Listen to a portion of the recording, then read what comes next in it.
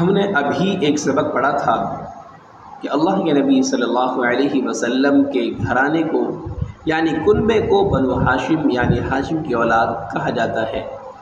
تو اب سوال یہ پیدا ہوتا ہے کہ اللہ کے نبی صلی اللہ علیہ وسلم کے قبیلہ برادری کا نام کیا تھا؟ کیونکہ ہر قبیلے کا نام، ہر برادری کا نام الگ ہوتا ہے۔ تو اللہ کے نبی صلی اللہ علیہ وسلم کے قبیلہ برادری کا نام کیا تھا؟ اس کا جواب کومنٹ میں ضرور دیں۔ اگر آپ کو ان سوالات اور جوابات معلوم ہیں تو ہمیں کومنٹ میں ضرور دیا کریں تاکہ ہماری حوصلہ افزائی ہو سکے اور ہماری اصلاح بھی ہو سکے۔